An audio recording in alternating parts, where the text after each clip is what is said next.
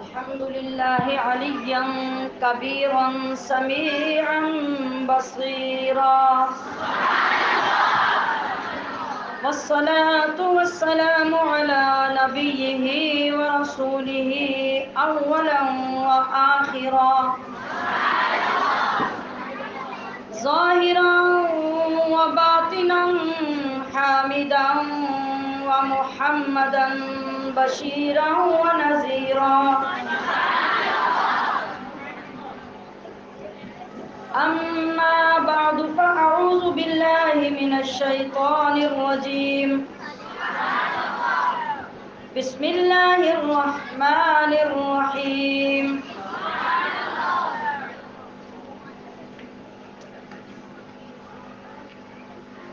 وَلَنَبْلُوَنَّكُمْ بِشَيْءٍ مِّنَ الْخَوْفِ وَالْجُوعِ وَنَقْصٍ مِّنَ الْأَمْوَالِ وَالْأَنفُسِ وَالثَّمَرَاتِ وَبَشِّرِ الصَّابِرِينَ. صدق الله مولانا العظيم وبلغنا رسوله النبي الكريم الأمين. إن الله وملائكته يصلون على النبي يا أيها الذين آمنوا صلوا عليه وسلموا تسلیما. آج میں آغاز میں جو نذرانِ عقیدت بارگاہ حسینیت میں پیش کرنے جا رہی ہوں، ہمارے بہت ہی ایک عزیزم ابرار کاشمیری نے اپنا نذرانِ عقیدت حضرت امام عالی مقام کی بارگاہ میں پیش کیا ہے. توجہ سے سنیے کہ اللہ رب العزت ہر ایک کو الگ توفیق عطا فرماتا ہے. اللہ کی توفیقات کے بے شمار رنگ ہیں اور ہر ایک کو اس کی محبت کے مطابق وہ رنگ عطا کرتا ہے، جس کے بدلے میں اللہ رب العزت اس بندے سے محبت کا نذرانہ وصول فرما لیتا ہے. تو انہوں نے جو اپنے الفاظ بارگاہ حسینیت میں پیش کیے، ہم ان کی امانت آپ کی بارگاہ اقدس میں پیش کرتے ہیں اور اپنی محبتیں بھی اس کے صدقے میں پیش کرتے ہیں کہ ہوئی آنکھ پھر ماہ کربلا میں اشک بار، ہوئی آنکھ پھر ماہ کربلا میں اشک بار، یادوں میں آ گئی جو شہادت حسین کی. ہوئی آنکھ پھر ماہ کربلا میں اشک بار، یادوں میں آ گئی جو شہادت حسین کی. سلام یادوں میں آ گئی جو شہادت حسین کی. جس دل میں بس رہی ہے محبت پنجتن، اس کو ہی مل سکے گی بس جنت حسین کی. یزید تیرا دور فقط 2 گھڑی کا تھا، یزید تیرا دور فقط 2 گھڑی کا تھا، اور ہر دل پہ سلطنت ہے ابد تک حسین کی. ہے اب بھی کھڑی حق کے مقابل یزیدیت، ہے اب بھی کھڑی حق کے مقابل یزیدیت، ہر دور میں ہے دین کو ضرورت حسین کی. اور حسین مصطفیٰ سے ہیں، حسین حسین منی، حضور نے فرمایا وَأَنَا مِنْ حسین، حسین مصطفیٰ سے ہیں اور آپ حسین سے کب جان سکے گا تو حقیقت حسین کی. بہشت کے سردار کا،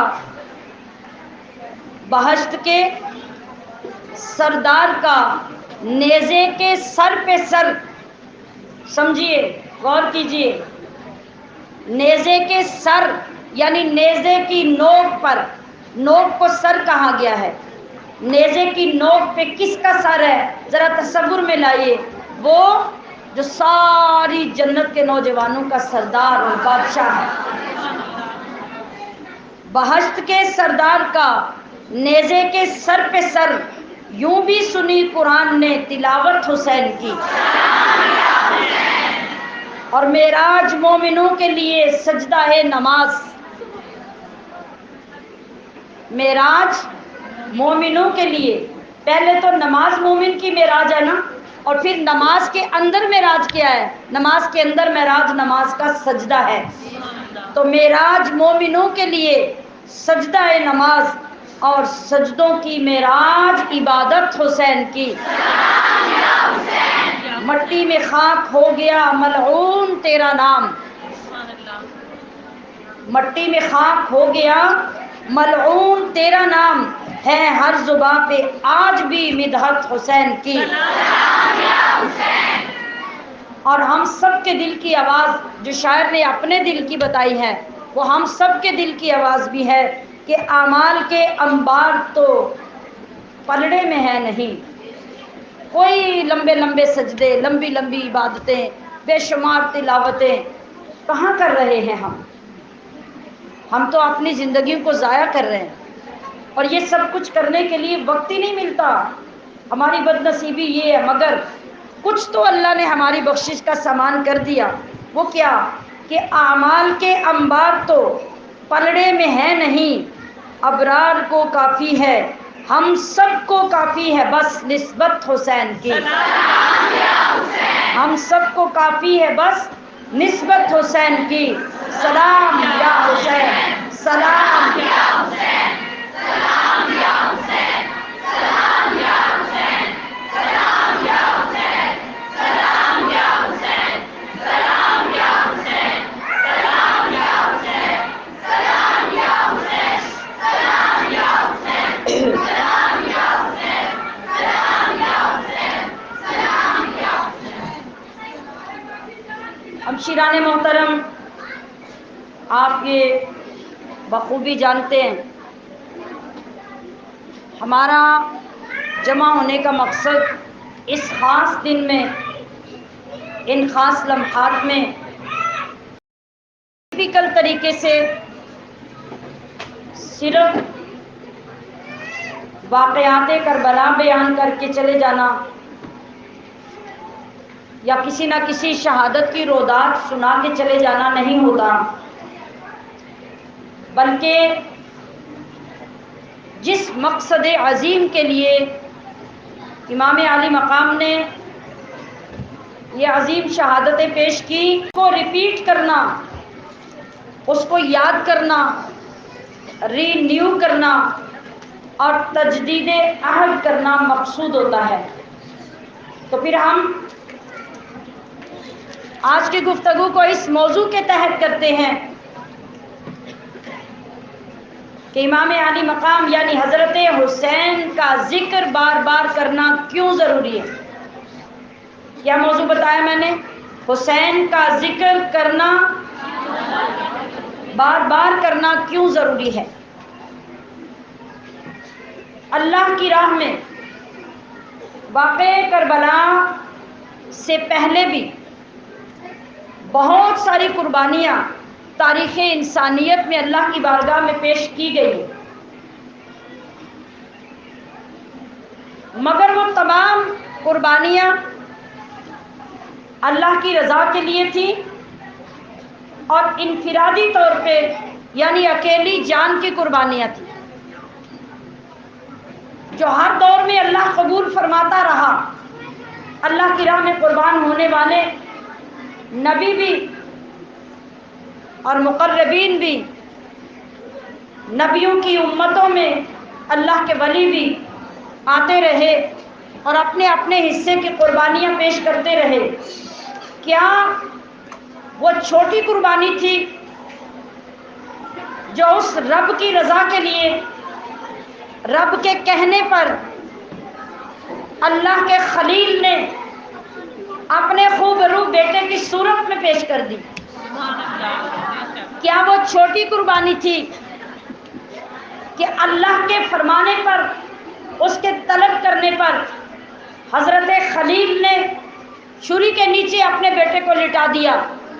صرف لٹایا نہیں اور انتظار نہیں کیا، کہ شاید اللہ منع کر دے اور کہہ دے خلیل بس کر دے، میں نے تیرا جذبہ دیکھ لیا، تیری صداقت دیکھ لی، تیرا مقام خلیلیت دیکھ لیا. یہ نہیں کیا، بلکہ پورے زور سے چھری چلا بھی دی. یہ تو وہ رب تھا جس نے چھری چلوا کر خلیل اللہ کو پورا یقین دلا دیا کہ میں نے اپنی قربانی پیش کر دی. مگر جب آنکھوں سے پٹی کھلی تو پتہ چلا کہ اسماعیل تو وہ کھڑے ہیں، نیچے دمبا ذبح ہو گیا. مائیں بیٹھی ہیں، ذرا سینے پہ ہاتھ رکھ کے بتائیں یہ چھوٹی قربانی تھی؟ کیا جس ہاجرہ نے اپنے بیٹے کو ہاتھوں سے تیار کر کے بھیجا تھا اس ماں کا جذبہ کم تھا؟ اس ماں کی طاقت اور اس ماں کا ایمان کم تھا؟ کیا وہ چھوٹی قربانی تھی؟ پھر اللہ کی رضا کے لیے اللہ کی راہ میں زکریا علیہ السلام نے اپنے بدن کو آرے سے چروا لیا. کیا وہ چھوٹی قربانی تھی؟ یحییٰ علیہ السلام نے اپنی جان اللہ کی راہ میں دے دی. کیا چھوٹی قربانی تھی؟ عیسیٰ علیہ السلام نے اپنے آپ کو اپنے رب کے لیے پیش کر دیا. یہودیوں اور عیسائیوں کے عقیدے کے مطابق تو وہ سولی چڑھ گئے. یہ تو اللہ تھا کہ اس نے انہیں سولی سے بچا کے چوتھے آسمان پہ بلا لیا. ہمشیران محترم، یہ ساری قربانیاں تاریخ انسانیت میں اپنا بڑا مقام رکھتی ہیں. مگر میں نے جتنے نام لیے اس کے علاوہ بھی بے شمار قربانیاں ہیں. یہ سب اللہ کو راضی کرنے کے لیے تھی اور اپنے اپنے وقت میں اپنی اپنی جان کی قربانیاں تھیں. جو قربانی آج کے دن ہوئی، جو قربانی 10 محرم کو ہوئی، اس کا ذکر کرنا بھی صرف قربانی کا ذکر نہیں بلکہ اس دن کا ذکر، قربانی کا ذکر، ذکر خدا بشکل حسین ہے.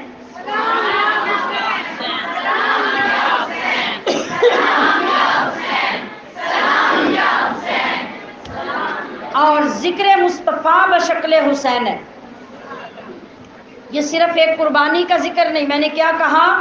ذکر خدا بشکل حسین اور ذکر مصطفیٰ بشکل حسین ہے. آج یوم حسین ہے.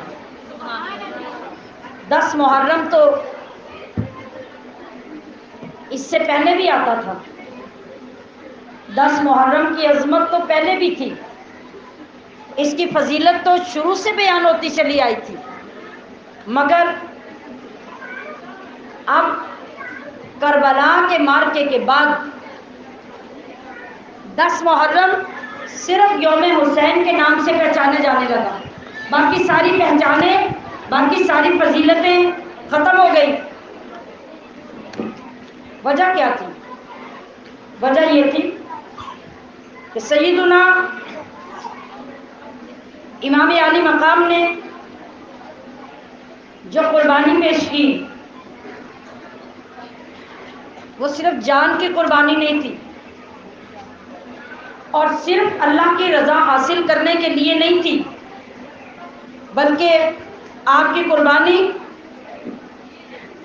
اجتماعی قربانی تھی، جس قربانی میں بچے بھی تھے، جوان بھی تھے، بوڑھے بھی تھے، خواتین بھی تھی، اپنے بھی تھے، پرائے بھی تھے، غلام بھی تھے، شہزادہ رسول بھی تھے. یہ سب لوگوں کی قربانی جو پیش کی گئی یہ صرف اور صرف اللہ کی رضا کے لیے نہیں تھی، بلکہ یہ جتنے لوگ اللہ کی راہ میں قربان ہوئے اور یہ ساری جماعت جس ایک کام کے لیے مصروف کام تھی اور یہ سب کے سب سرخرو ہوئے، یہ قربانی کس لیے تھی؟ اسلام زندہ ہوتا ہے ہر کربلا کے بعد. اس کربلا کو بپا کرنے کا مطلب کیا تھا کہ یہ سبق میرے نانا کی امت ہر سال ریپیٹ کرتی رہے، اس ذکر کو ہر سال دہرایا جاتا رہے، قیامت تک اس دن میں یہ سبق دہرایا جاتا رہے گا اور ہر دن کے بعد اسلام تازہ ہوتا رہے گا۔ یہ بہت عظیم مقصد تھا، اور امام عالی مقام کا یہ اقدام بہت یونیک، بڑا ڈیفرنٹ، بڑا منفرد اور بڑا اعلیٰ قسم کا تھا، اور اس کے اندر انفرادیتیں کتنی تھیں، عام قربانیوں، عام جنگ کے واقعات اور اس طرح کے مار کے بپا ہونے سے یہ واقعہ، یہ مارکہ، یہ جنگ ہر طرح سے مختلف تھی۔ کس طرح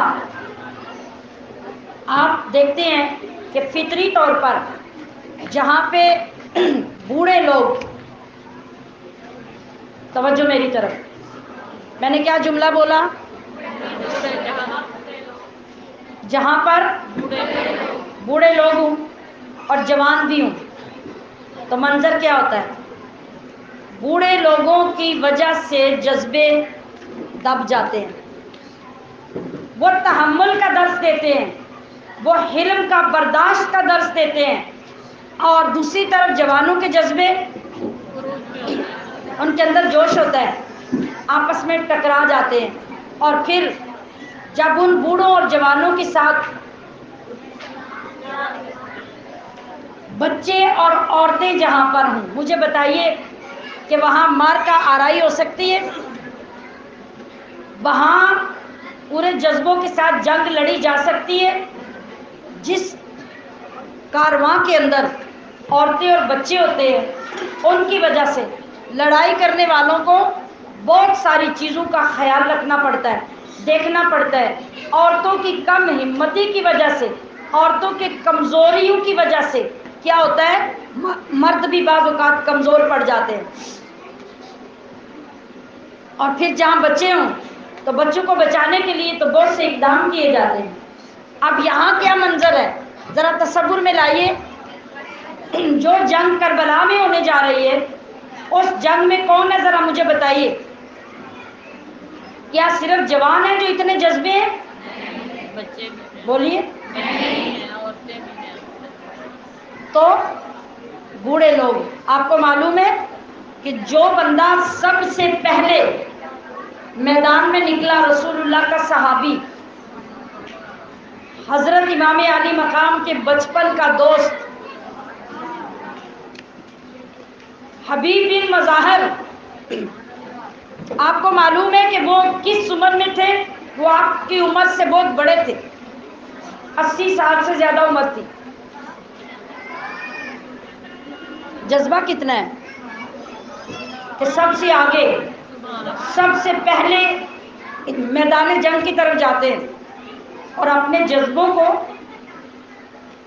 جوان رکھنے کے لیے انہوں نے کاوش کیا کر رکھی تھی، آپ دیکھ کر سن کر حیران ہو جائیں گے۔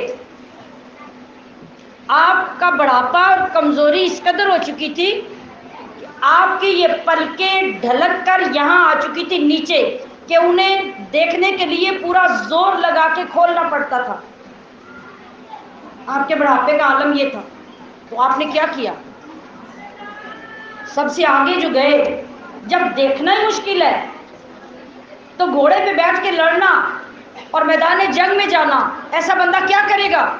یہ وہ لوگ تھے جن کے رونگٹے رونگٹے میں عشق مصطفیٰ بھرا ہوا تھا۔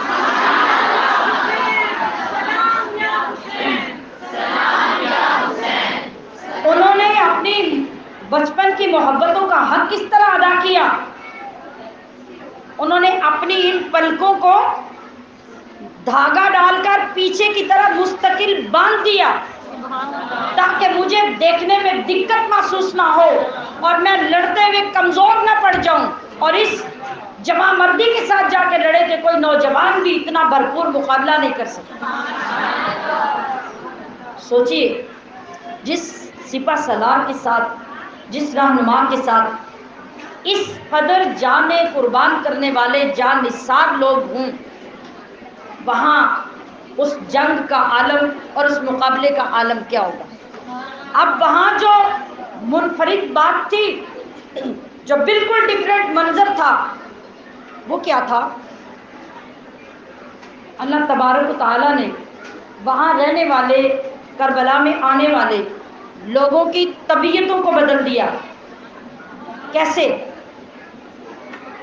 اگر جوانوں کے جذبے جوان رہتے، بوڑھوں کے جذبے کمزور ہوتے، اور عورتیں اپنی طبیعت کے مطابق چیخو پکار کرتی، اور بچے شور شرابہ دیکھ کر رونا چیخنا شروع کر دیتے،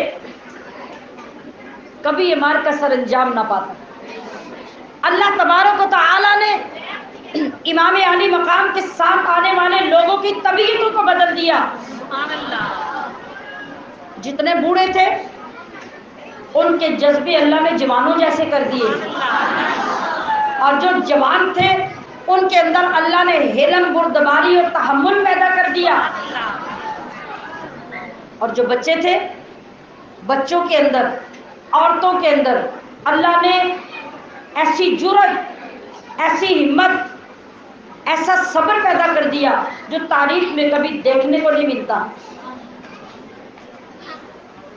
ہم نے کتنی ماں کو دیکھا اچانک گھر میں بچے کی میت آ جائے ایکسیڈنٹ ہو کر، ماں پاگل ہو جاتی۔ کتنی بیویوں کو دیکھا وہ اپنے حواس کھو بیٹھتی ہیں، مجذوب پاگل ہو جاتی ہیں، حواس قائم نہیں رہتے۔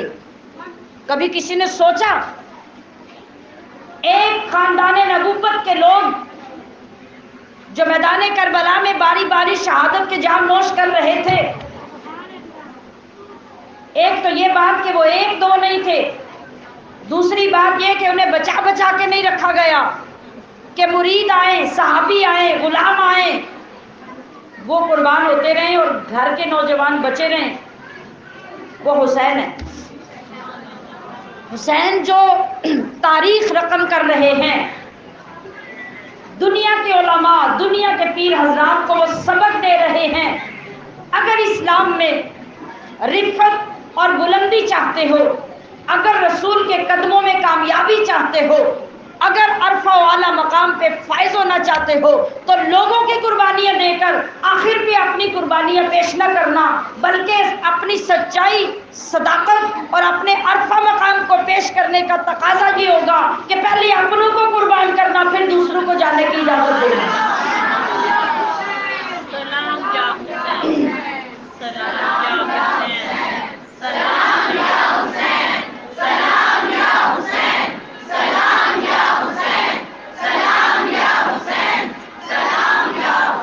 محترم، آپ ذرا دیکھیے، میں نے پیچھے عرض کیا اگر اللہ تبارک و تعالیٰ ان طبیعتوں کو تبدیل نہ کر دیتا تو میں نے آپ کو حبیب بن مظاہر کی بات بتائی، کتنا بڑھاپا، کتنی کمزوری، کتنا لاغر پن ہے، جمع مردی کتنی، جذبہ کتنے، وہ نوجوانوں کو نہیں دیکھ رہے، ان کو سبق نہیں دے رہے کہ تم آگے بڑھو، بلکہ وہ خود سب سے آگے نکل کر اپنے محبوب و محسن پہ جان قربان کر رہے ہیں۔ اور نوجوانوں کے اندر اتنا تحمل، اتنی بردباری اللہ نے پیدا کر دی کہ وہ سب کو باری باری اپنے ہاتھوں سے تیار کر کے بھیج رہے ہیں، سب جا کے باری باری قربان ہو رہے ہیں، کوئی مشتعل نہیں ہو رہا، اور کوئی اپنے رولز ریگولیشن کو چھوڑ کر ایک دم جا کے دشمن کے مقابلے میں کھڑا نہیں ہو رہا، بلکہ اپنی اپنی باری کا تحمل سے، عزت سے انتظار کر رہے ہیں، اور جوں جوں امام علی مقام سے اجازت ملتی ہے تو اپنی اپنی باری پہ جا کے اپنی جمع مردی کے جوہر دکھاتے ہیں۔ اب دیکھیے، اگر امام حسین یہ سب کچھ نہیں کرتے، حسین تو پھر بھی حسین ہے، وہ نبی کے کندھوں کے شاہ سوار تو پھر بھی ہے، وہ नौजवानान जन्नत के सरदार तो फिर भी है, वो सैयदा ज़हरा की आंखों का नूर तो तब भी है, वो पैकर अली उल मुर्तज़ा तो तब भी हैं, वो हुसैन हुसैन ही है, उनका मकाम पहले भी कम नहीं है। मगर अब देखिए, जिस वक़्त वो हुसैन जब बुलंदियों की मेराज पर बचपन से फाइज है, पहले दिन जब पैदा हुआ था उस दिन से फाइज है, आज जब मंजिल दर मंजिल आका के दीन की सरबुलंदी के लिए ये हुसैन सफ़र करते हुए अपने जानिसारों के साथ आ रहे हैं, और मैदान करबला में आप सबको शान के साथ, बारी के साथ, पूरे हौसले, पूरे तहम्मुल, पूरे वक़ार के साथ अपने हाथों तैयार कर करके कुर्बान कर रहे हैं। अरे जब हुसैन पहले भी हुसैन था, उसका सानी पहले भी कोई नहीं था, उसकी नज़ीर और उसके बराबर आने वाला पहले भी कोई नहीं था। तो अब आप जानते हैं कि जिस वक़्त हुसैन ने अब्बास अलमदार को भेजा, हुसैन तो पहले भी हुसैन था, मगर जब इनके भेजने पर अलमदार कुर्बान हो जाते हैं, शहीद हो जाते हैं, हुसैन का दर्जा पहले से भी ऊंचा हो जाता है।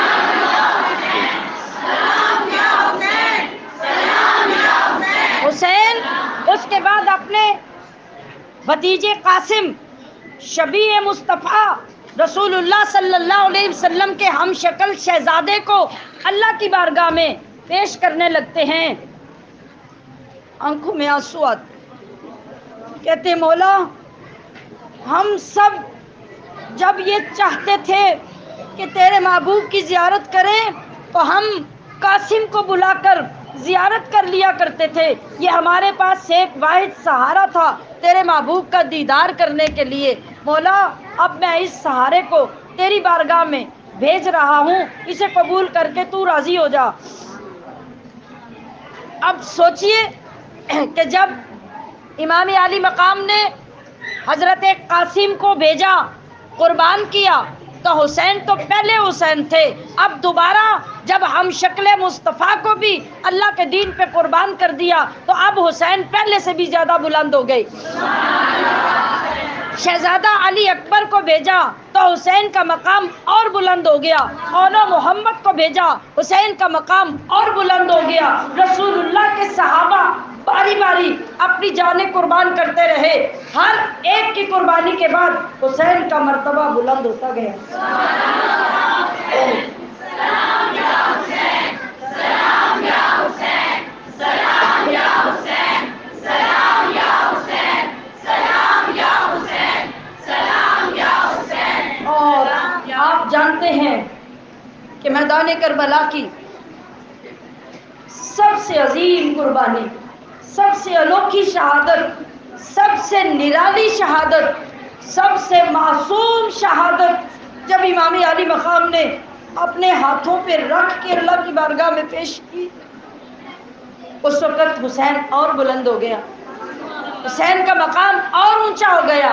और जब तमाम के तमाम बारी बारी कुर्बान होते होते कोई भी बाकी नहीं रहा, और जब सबसे आखिर पर खुद इमाम आली मकाम ने अपनी जान आफरी के सपुर्द की, तो ज़रा सोचिए उस वक़्त हुसैन कितनी बुलंदियों पे फाइज था। हुसैन कितनी बुलंदियों पे फाइज था। यही वजह है आज अगर हम इमाम आली मकाम के इन तमाम कारनामों को, इन तमाम मेराजों को, इन तमाम बुलंदियों और रिफ़ाअतों को बयान करते हैं तो क्यों करते हैं? ताकि हमारे सोए हुए अज़ाइम बेदार हो जाएं, हमारे इरादे जाग जाएं। हम जो गफलतों का शिकार हो जाते हैं, हम इस सबक को हर साल रिपीट करें, और रिपीट करने का मुझे बताइए कि फ़ायदा किसको है? अगर हम कभी भी ज़िक्र हुसैन ना करें तो हुसैन को कोई फ़र्क नहीं पड़ता। अगर हम कभी भी आपके ज़िक्र की महफिल ना सजाएं तो याद रखिए इमाम अली मकाम के मकाम में, मनसब में, शान में رفعت میں، عروج میں کوئی فرق نہیں پڑتا، مگر جب کبھی ہم جیسوں کو یہ سعادت نصیب ہو جائے کہ ہم اپنی ان زبانوں سے ذکر کر کے، اپنی ان آنکھوں سے ایک آنسو بھی بہا لے، خدا کی قسم زمین سے آسمان تک ہمارے نصیب بلند ہو جاتے ہیں، ہمارے مقدر چمک اٹھتے ہیں، ہمارے لیے جنت لازم ہو جاتی ہے، ہماری بخشش کا سامان ہو جاتا ہے، ہمیں دین کی سمجھ آنے لگ جاتی ہے۔ تو اس سبق کو ریپیٹ کرنے سے حضرت امام علی مقام کی ذات کو فرق نہیں پڑتا، ہمیں بڑا فرق پڑتا ہے۔ ہمیں کیا ہوتا ہے؟ ہمیں بڑا فرق پڑتا ہے۔ اس لیے اگر ہمارے نصیب میں یہ دولت آئی ہے کہ ہم امام علی مقام کا ذکر کر کے اپنے مقدر بیدار کرتے ہیں، اپنے مقدر سنوارتے ہیں، تو پھر ہمیں اس سبق کو، اس عزم کو، اس سعادت کو ساتھ لے کر جانا ہوتا ہے۔ ہمارے جمع ہونے کا یہ مطلب ہے کہ ہم کوئی چیز لینے آتے ہیں۔ میں نے آغاز میں عرض کیا آپ کی خدمت میں کہ آپ سب لوگ خراب موسم کے باوجود گھروں سے نکلے، یقیناً بہت سے لوگ جب گھروں سے نکلے ہیں تو وہاں بارش ہو رہی ہوگی، راستوں میں پانی کھڑا تھا، کنوینس کا پرابلم تھا، کچھ لوگ لوکل آئے، کچھ لوگ اپنی گاڑیوں پہ آئے۔ یہ بات بڑی امپورٹنٹ ہے، یہ کون سی چیز آپ کو لے کر آئی یہاں؟ بتائیے، اپنی زبانوں سے بتائیے، اونچی بولیے، آپ نے کیوں سفر کیا؟ محبت حسین میں۔ لیکن جو آج پوائنٹ میں آپ کو سمجھانا چاہتی ہوں، اسے اپنے اندر محفوظ کر لیجئے، یہ بہت فائدہ مند ہوگا۔ ہم بہت ساری محبتیں کرتے ہیں، ہمارے دلوں میں بہت سی چیزوں کی، بہت سے لوگوں کی محبتیں ہوتی ہیں، مگر ہر محبت کے تقاضے ہم پورے نہیں کرتے۔ کبھی ہم اپنی اولاد سے بڑی محبت کر رہے ہوتے ہیں اور کیا کرتے ہیں، اس محبت میں کبھی ہم وہ غلط کام کر جاتے ہیں، محبت کے ہاتھوں مجبور ہو کے، جو ہماری محبت ہی ہماری اولاد کو نقصان دے دیتی۔ بتائیے، ایسا ہوتا ہے کہ نہیں؟ جس طرف یہ بیزاری اور گفتگو کی آوازیں آ رہی ہیں، آپ اچھی طرح جانتے ہیں کہ یہ ہمارے ماحول کے مطابق چیزیں نہیں ہیں۔ ہماری محافل کے آداب یہ نہیں ہوتے کہ اونچی سانس بھی کسی کی آئے اور بات کرنا تو بڑے درکنار ہے۔ اگر کچھ نئے لوگ ماحول کو سمجھ نہیں پا رہے تو میں ریکویسٹ کر رہی ہوں کہ اپنے آپ پہ کنٹرول کریں۔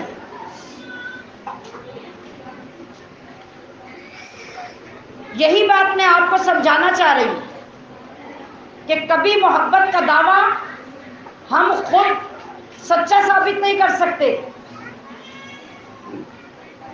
اور ہم اپنی ہی محبت کے ہاتھوں اپنے محبوب کا نقصان کر دیتے ہیں۔ ماں اولاد سے دشمنی رکھتی ہے؟ جی؟ پیار کرتی ہے؟ محبت کرتی ہے؟ اور دنیا یہ کہتی ہے کہ ماں سے زیادہ پیار کوئی نہیں کرتا، اور اسی کے برعکس دنیا یہ بھی کہتی ہے کہ اس بچے کو ماں نے بگاڑا ہے۔ ماں دشمن تھی بچے کی؟ کیوں بگاڑا؟ ماں نے بچے کو کیوں بگاڑا؟ سمجھیے، یہ بہت گہرا پوائنٹ ہے۔ کیوں لوگوں نے یہ بلیم کیا کہ یہ ماں نے بچے کو بگاڑا ہے؟ ماں کو پیار تو واقعی تھا، ماں کو بچے سے محبت تو واقعی تھی، مگر ماں محبت کے تقاضوں سے واقف نہیں تھی، ماں کی تربیت نہیں تھی کہ بچے سے پیار کیسے کیا جاتا ہے، بچے کی محبت کے تقاضے کیا ہیں۔ آپ کی محبت کا اظہار یہ ہے کہ آپ کا بچہ جب معاشرے میں باہر نکلے تو وہ ایک شاہکار بن کے نکلے، لوگوں کے لیے قابل رشک ہو، ایک ڈیسنٹ، ایک تربیت یافتہ، ایک اعلیٰ مزاج کا، اعلیٰ تربیت کا حامل بچہ بن کے معاشرے میں آئے، دنیا دیکھ کر پکارے کہ یہ فلاں ماں کا بیٹا ہے۔ تو جس ماں نے اپنی محبت کی زیادتی کی وجہ سے اپنے بچے کی زندگی تباہ کر دی، آپ اس سے بھی کہیں گے، وہ کبھی نہیں کہے گی مجھے دشمنی تھی، وہ کہے گی مجھے تو اپنے بیٹے سے ساری دنیا سے زیادہ محبت ہے۔ بھئی محبت ہے تو پھر یہ کیا کیا؟ ایسا کیوں کیا؟ ایسا اس لیے کیا کہ اس ماں کو محبت کے تقاضوں کا علم نہیں تھا۔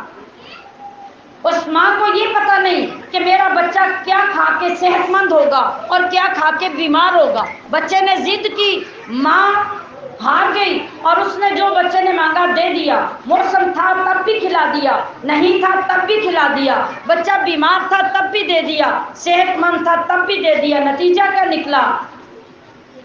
بچے کی صحت برباد ہو گئی، بچے کی عادتیں برباد ہو گئی، بچے کی تربیت نہ ہو سکی، وہ ایک اچھا انسان نہ بن سکا۔ محبت تھی مگر محبت کی ڈائریکشن ٹھیک نہیں تھی، محبت کے تقاضے ٹھیک نہیں تھے۔ تو بلا تمثیل سامعات محترم، میں آپ کو بتانا یہ چاہتی ہوں، آپ آئے محبت سے ہیں، سفر محبت سے کیا ہے، کرایہ محبت میں خرچ کیا ہے، آپ کے ختم پاک کے لیے اپنے ہدیے محبت میں پیش کیے ہیں، مگر ہماری محبت کی ڈائریکشن ٹھیک نہیں ہے۔ ہمارا 10 محرم کو جمع ہونا اپنی ڈائریکشن ٹھیک کرنے کے لیے ہے، اس محبت کے تقاضوں کو سیکھنے کے لیے ہے۔ ارے امام علی مقام نے یہ نہیں کہا تھا کہ بس تم میرے لیے جمع ہو جانا، بس تم میرے لیے لنگر پکا لینا، بس تم میرے لیے سبیلے لگا لینا۔ آپ نے کبھی یہ نہیں کہا تھا کہ میرے لیے صرف قرآن پڑھ کے ایصال ثواب کر لینا، نہیں نہیں۔ امام علی مقام نے حضرت امام زین العابدین کو لے کر، حضرت علی اکبر کو لے کر، علی اصغر کو لے کر، اپنے بھانجو اولو محمد کو لے کر، ان سب کو ساتھ ساتھ رکھ کر بتایا کہ لوگوں جب دین پر، میرے نانا کے دین پر حرف آنے لگے، قربانیوں کی ضرورت پڑے، تو مجھے اس انداز میں یاد کرنا کہ میں نے قربان کرنے کے لیے اپنے گھر میں کسی کو باقی نہیں چھوڑا، ایک ایک بچے کو، ایک ایک جوان کو، ایک ایک طاقت کو ساتھ لے کر چلا ہوں، حتیٰ کہ اپنے نانا کی امت کی بیٹیوں، بہنوں اور ماں کے لیے میں اپنی بہن زینب کو ساتھ لے کر چلا ہوں کہ وہ کردار ادا کرے گی جس کا آغاز سیدہ خدیجہ نے اپنے زمانے میں شروع کیا تھا، آج اس نواسی نے آ کے اس کردار کو مکمل کر کے پایا، تکمیل تک پہنچایا۔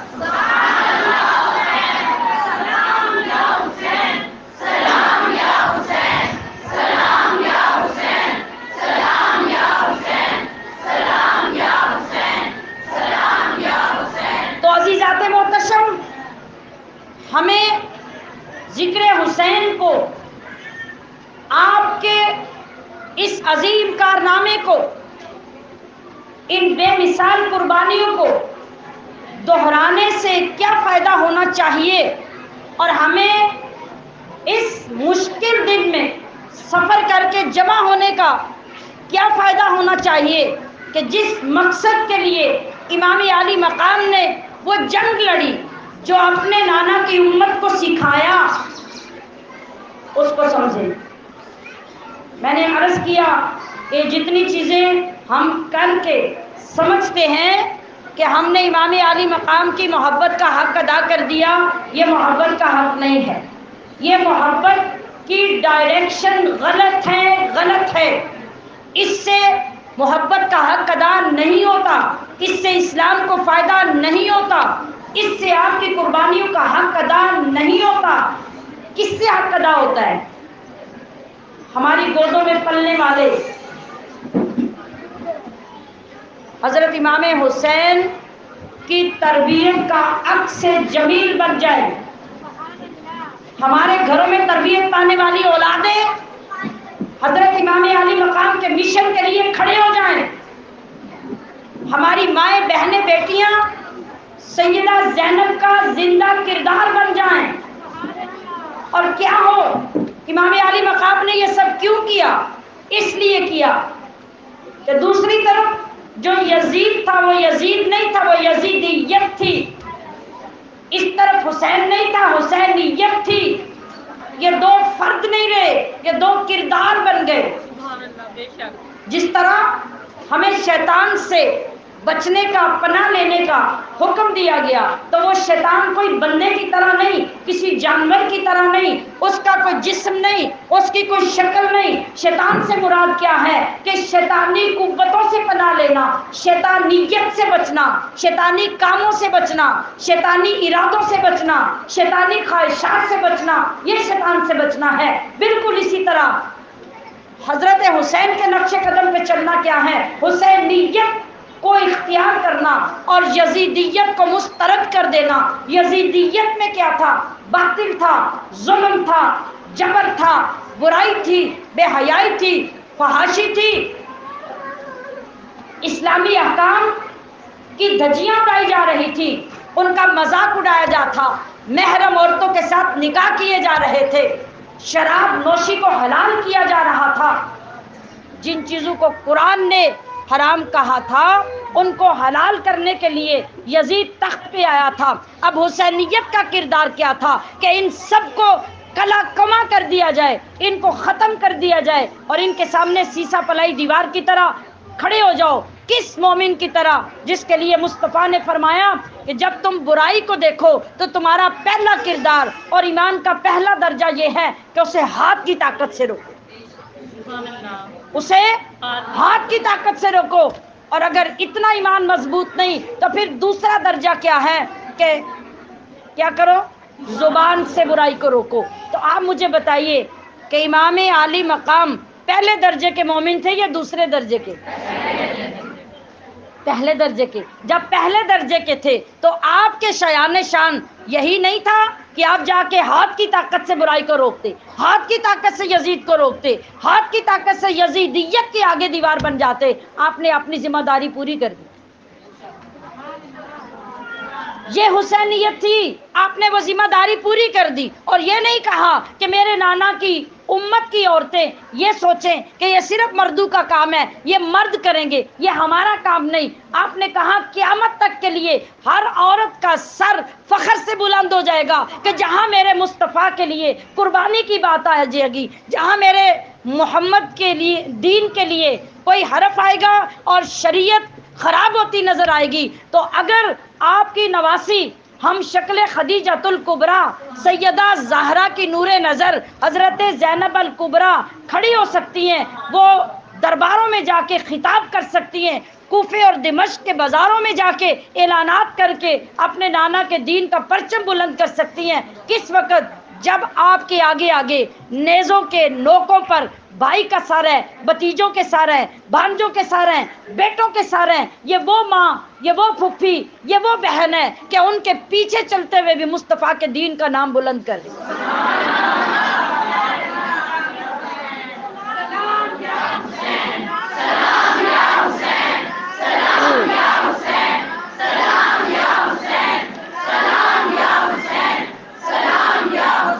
تو عزیزات گرامی قدر، آپ کے آنے کا مقصد، آپ کے یہاں بیٹھنے کا مقصد، آپ کا وقت اور کرایہ خرچ کرنے کا مقصد تب پورا ہوتا ہے اپنے اندر کی یزیدیت، شیطانیت، خباثت، برائی، بددینیت یہ سب نکال کر 10 محرم کو پاک ہو کے اٹھ کر جائیں تو آپ کی محبت حسین کا پہلا قدم اٹھے گا۔ اور یہ عزم کر کے، یہ سوچ کر، یہ ارادہ کر کے اٹھے کہ آج ہم نے سال کے بعد دوبارہ جس سبق کو ریپیٹ کیا ہے اس کو از سر نو یاد کیا ہے، ہم نے اگلے سال تک اس کو یاد کرتے رہنا ہے، اس پہ عمل کرتے رہنا ہے۔ اور جو سبق 10 محرم کو امام علی مقام نے اپنے نانا جان کی امت کو پڑھایا اس کو سب سے زیادہ ہم نے یاد کرنا ہے۔ اس کے یاد کرنے کی ایک صورت یہ بھی ہوگی کہ ہم اپنے دائیں بائیں، آگے پیچھے، اپنے علاقوں میں، اپنے شہروں میں، اپنے ضلعوں میں، اپنی تحصیلوں میں، اپنے ملک میں یہ پہچانیں کہ یزید کہاں کھڑا ہے۔ میں نے کہا کہ یزید یزید نہیں رہا، یہ یزیدیت بن گئی ہے۔ آج جو لوگ شراب کو مشروب سمجھ کے، ڈرنک سمجھ کے پینا برا نہیں سمجھتے، کیا وہ یزیدی نہیں ہے؟ آج جن کے ہوتے ہوئے ماؤں بہنوں بیٹیوں کی آبرو اور عزت محفوظ نہیں ہے، کیا وہ یزیدی نہیں ہے؟ آج جن کے ہوتے ہوئے لوگوں کے گھروں کے چولہے بند ہو گئے ہیں، کیا وہ یزیدی نہیں ہے؟ تو جس وقت ہم جا کر انہی کو ووٹ دے کر دوبارہ کھڑا کریں گے تو کیا ہم حضرت امام حسین کے سبق کو یاد کر کے یہ کریں گے؟ نہیں۔ آج یزیدیت کے خلاف ہمارا قدم کیا ہے کہ ہم یزیدیت کو پہچان کر ایسے تمام لوگوں کا بائیکاٹ کریں اور ان کو برسر اقتدار آنے سے پوری طاقت کے ساتھ اسی طرح روکیں جس طرح حضرت سیدہ زینب نے، حضرت ام کلثوم نے، حضرت سکینہ نے اپنے اپنے وقت میں ان یزیدی درباروں میں کھڑے ہو کے خطبے دیے اور اس جرأت کے ساتھ خطبے دیے کہ آپ کی وہ آواز نکارہ خلق بن گئی۔ یہ ان کی جرأتوں کا ثمر تھا کہ کیا ہو رہا تھا۔ یاد رکھیے، اس بات پہ یقین کر لیجئے کہ دنیا کا یہ دستور ہے کہ جس وقت ظلم اور جبر حد سے بڑھ جاتا ہے اور حکومتیں اور حکمران جب اس چال پر لوگوں کے اوپر ظلم کر کے ان کا کھانا پینا اور ان کے راستے اور ان کی سانسیں بند کر دیتے ہیں، وہ سمجھتے ہیں کہ ہمارے ظلم سے سب کچھ بند ہو جائے گا، ختم ہو جائے گا۔ آج کے دور میں جب میڈیا کا دور ہے، آپ اپنی آنکھوں سے دیکھ رہے ہیں، کیا حکمران اپنی اس چال میں کامیاب ہوتے؟ بولیے، سوچ کے بولیے۔ نہیں تو کیا ہوتا ہے؟ جس وقت جبر اور ظلم زیادہ ہو جاتا ہے تو لوگ تنگ آمد و جنگ آمد ہو جاتے ہیں اور وہ سسکیاں جو چھپی ہوئی ہوتی ہیں جب جبر حد سے بڑھ جاتا ہے تو وہ چیخوں میں تبدیل ہو جاتی ہیں۔ پھر ظلم میں پسے ہوئے لوگ مقابلے میں کھل کے آ جاتے ہیں اور جس وقت وہ سیلاب سامنے آتا ہے تو پھر اس کو کوئی روک نہیں سکتا۔ بالکل یہی ہوا۔ یزیدیوں نے یہ سمجھا کہ ہم نے سارے خانوادہ رسالت کو ختم کر دیا، کربلا میں آنے والے تمام لوگوں کو شہید کر کے ختم کر دیا، اب ان کا نام و نشان باقی نہیں رہا، تو اب کچھ نہیں ہو سکے گا۔ تو سامعات محتشم بتائیے کیا ہوا پھر؟ 14 صدیاں تو گزر گئی، یزید کہاں ہے؟ یزید کی اولاد کہاں ہے؟ یزید کا خاندان کہاں ہے؟ یزید کی حکومت کہاں ہے؟ یزید کا دربار کہاں ہے؟ اس کی آبرو کہاں ہے؟ اس کی عزت کہاں ہے؟ ارے آج اگر ظاہر میں ہے تو عزت حسین ہے، اگر باطن میں ہے تو عزت حسین ہے۔ آج نعرے حسینیت کے لگتے ہیں، یزیدیت کے نہیں لگتے۔ آج کلمہ وہ بلند کیا جاتا ہے جو نیزے کی نوک پہ امام حسین نے سنایا تھا، اور یہی بات تھی کہ یزید نے اکڑ کر جب دربار میں کہا کہ تمہارا تو نام و نشان ختم ہو گیا، اب تمہارا تو نام لینے والا بھی کوئی نہیں ہوگا۔ ابھی یہ بات ختم کی تھی، ادھر مسجد میں اذان جب ہوئی تو مؤذن نے کہا اشہد ان محمد رسول اللہ۔ تو امام زین العابدین نے فرمایا کہ خبیث سن، تو ابھی بھی تکبر کرتا ہے، تیری یہ بادشاہت تو تیرے دربار تک محدود ہو کے بھی ختم ہو جائے گی، مگر میرے نانا کا نام آج بھی مسجد میں گونج رہا ہے اور قیامت تک یہی گونجتا ہے۔ اب شیران محترم، اس کو کامیابی کہتے ہیں، اس کو فتح کہتے ہیں۔ یہ فتح مبین تھی جو امام علی مقام کو اللہ نے عطا فرمائی، اور آپ نے یہ کانسیپٹ کلیئر کر دیا لوگوں کا کہ صرف مقدمہ جیت کر آنے والا نہیں جیتتا، بلکہ کبھی کبھی سارا خانوادہ قربان کرنے والا جیت جاتا ہے۔ تو امام علی مقام خانوادہ قربان کر کے جیت گئے، اور ایسے جیتے کہ پھر قیامت تک کوئی آپ کو ہرانے والا باقی نہیں بچا۔ آپ جتنی مضبوط منزل کا سفر کرنا چاہتے ہیں، جتنے بلند مقام کی طرف سفر کرنا چاہتے ہیں، آپ کے لیے اتنی قربانیاں زیادہ ہیں۔ اور یہ بات یاد رکھیے، جب آپ کا سفر بغیر کسی مشقت کے، بغیر کسی مشکل کے، بغیر کسی پرابلم کے چلتا رہے، تو جو اینڈ پہ جا کے آپ کو منزل ملے گی وہ منزل بڑی ہلکی ہوگی، وہ منزل بڑی معمولی ہوگی۔ اور اگر اعلیٰ منزل، شاندار منزل، عرفہ والا مقام پانا چاہیں گے تو یہ اللہ کی عادت ہے، یہ اس کا مزاج ہے، یہ اس کا دستور ہے کہ جس کو وہ جتنے اونچے مقام پہ لے جانا چاہتا ہے اتنا تکلیفوں میں زیادہ مبتلا کرتا ہے۔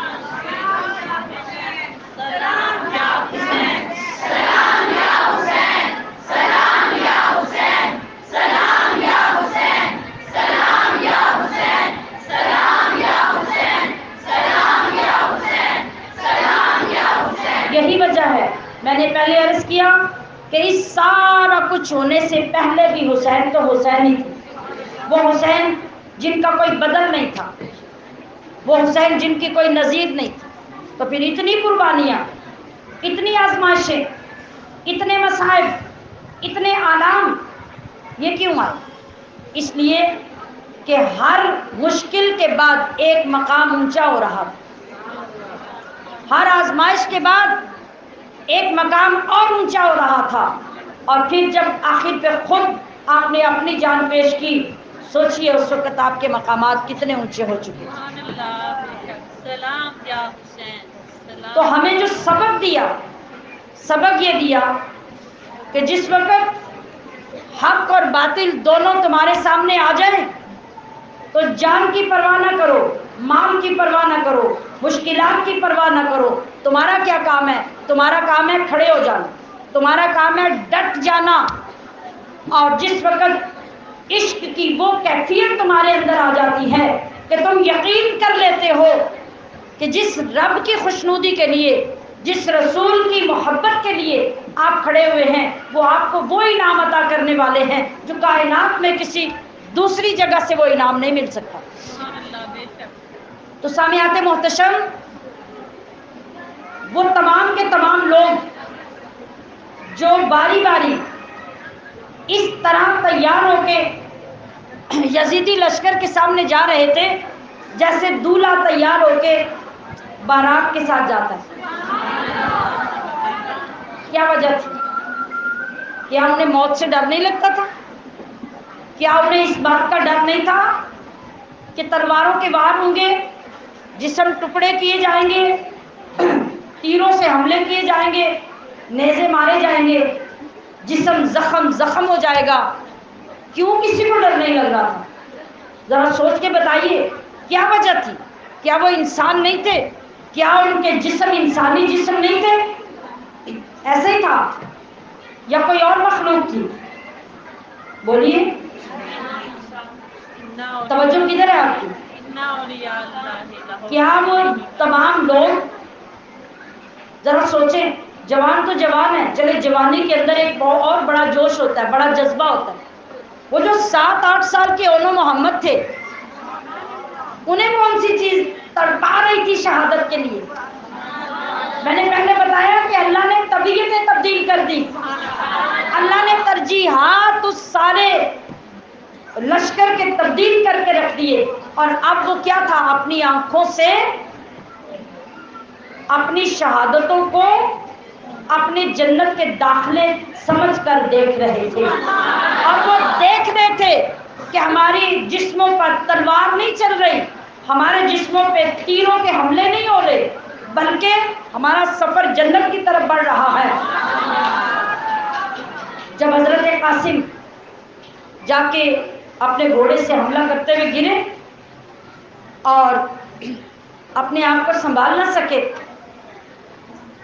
آخری بار ہوا تو آپ کا جسم مبارک گھوڑے سے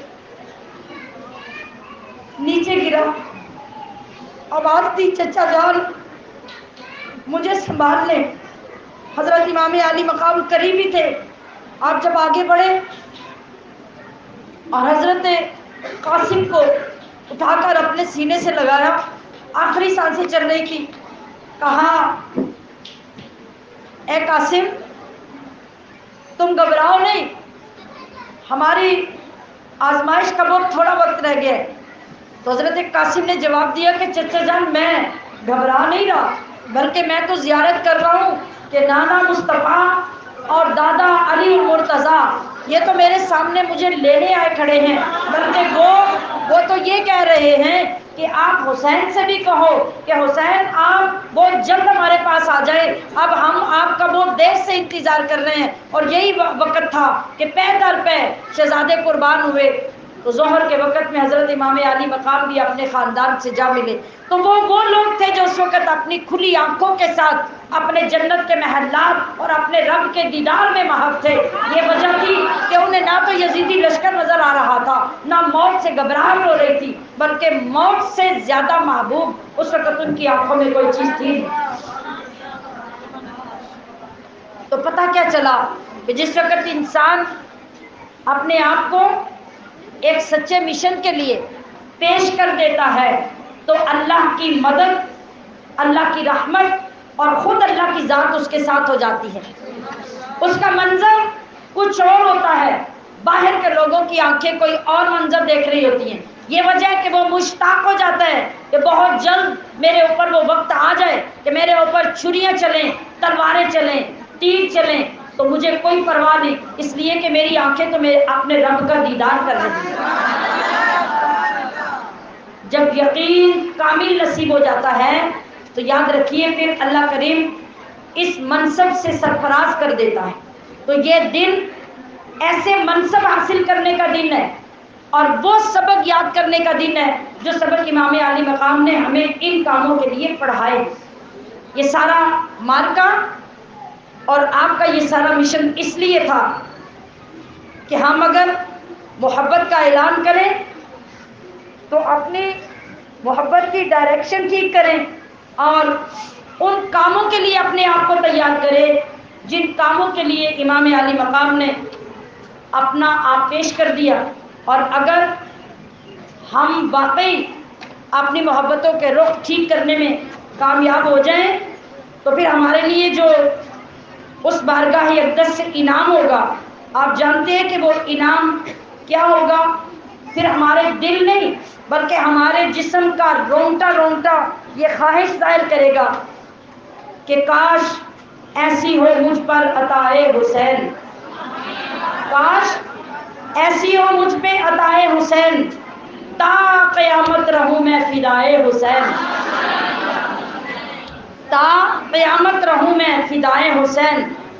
اور وہ چمکتا رہے موتیوں کی طرح، یہ میری دعا ہے آپ سب کے لیے کہ وہ چمکتا رہے موتیوں کی طرح جو تیرے غم میں آنسو بہائے حسین، سلام یا حسین، سلام یا حسین،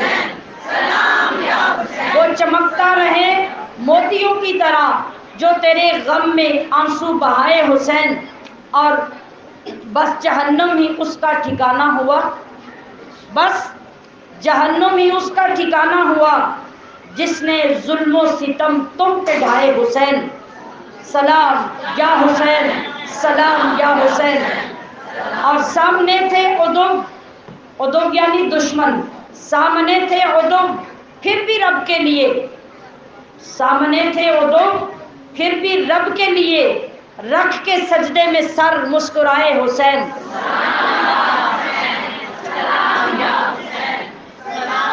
غیر ممکن ہے اس کو اٹھائے کوئی، غیر ممکن ہے اس کو اٹھائے کوئی جس کو نظروں سے اپنی گرائے حسین، سلام یا حسین، سلام یا حسین۔ اور گوشائے دل سے محسوس کیجئے، گوشائے دل سے آواز آتی ہے یہ، آپ اپنے دلوں سے محسوس کیجئے کہ میں کیا کہنے والی ہوں۔ گوشائے دل سے آواز آتی ہے یہ، یاد آئے تو بس یاد آئے حسین، یاد آئے تو بس یاد آئے حسین۔ گوشائے دل سے بس آواز آتی ہے یہ، یاد آئے تو بس یاد آئے حسین، سلام یا حسین، سلام یا حسین۔ اور فکر کا دائرہ مولا کر دے وسیع، یا اللہ ہماری سوچیں، ہماری فکریں، ہمارے ارادے اتنے بڑھا دے، اتنے وسیع کر دے کہ کیا ہو جائے، فکر کا دائرہ مولا کر دے وسیع۔ یہ دعا ہے برائے ثنائے حسین، یہ دعا ہے برائے ثنائے حسین، سلام یا حسین، سلام یا حسین۔ اور دعا کیا ہے؟ اگر یہ سب نصیب ہو گیا تو سمجھ لیں ہو گئی میری سب مشکلیں پل میں دور، ہو گئی میری سب مشکلیں پل میں دور، جب غموں میں لگائی صدائے حسین۔ اور تیرے دربار سے جو بھی وابستہ ہے، اے امام عالی مقام، تیرے دربار سے جو بھی وابستہ ہے، کیوں وہ پھر غیر کے در پہ جائے حسین، سلام یا حسین، سلام۔ اور تاج شاہوں سے بڑھ کر بھی اوقات ہو، جو بادشاہوں کے تاج ان کو پہنائے جاتے ہیں، ان سے بڑھ کے کس کی اوقات ہو سکتی ہے؟ تاج شاہوں سے بڑھ کر بھی اوقات ہو، رکھ لو سر پہ اگر خاکے پائے حسین، رکھ لو سر پہ اگر خاکے پائے حسین، سلام۔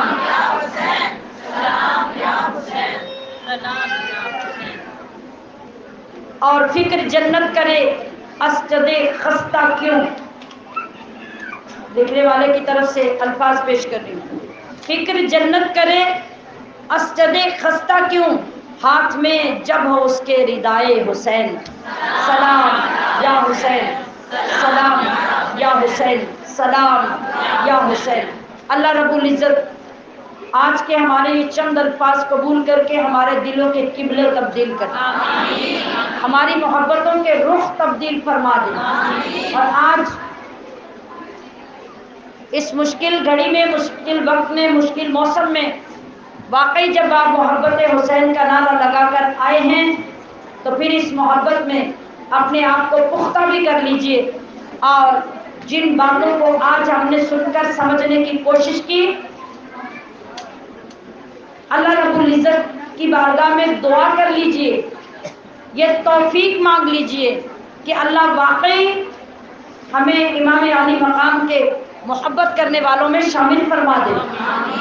اللہ پاک ہمیں آپ کے غلاموں میں صحیح معنوں میں شامل فرما دے، اور خاص طور پر ہمارا خواتین کا ذکر امام عالی مقام کرتے ہوئے اس وقت تک مکمل نہیں ہوتا جب تک ہم چادر زینب کو تھام کر اور آپ کی چادر کا واسطہ دے کر اللہ کی بارگاہ میں اپنی پاک دامنی نہ مانگ لیں، اپنی غیرت نہ مانگ لیں، اور سیدہ زینب کے وہ جذبے طلب نہ کر لیں جن کے ذریعے آپ نے اپنے بھائی کا ساتھ دے کر زمانے بھر کی بہنوں کو بتا دیا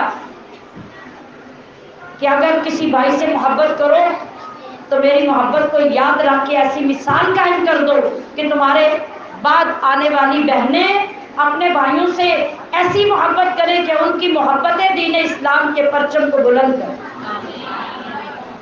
اور ان کی محبتوں کے صدقے نہ صرف یہ کہ ہر بیٹی کی پاک دامنی محفوظ ہو بلکہ اسلام کی عزت بھی محفوظ ہو جائے۔ اللہ رب العزت ہماری ان جذبوں کو اپنانے میں مدد فرمائے، ہمیں پاکیزہ جذبے عطا فرمائے، اور میرے سامنے جتنی بیٹیاں، جتنی بہنیں بیٹھی ہیں، اللہ پاک اپنے کرم سے ان سب کو حیا، شرم، پاک دامنی، عفت اور عصمت عطا فرما۔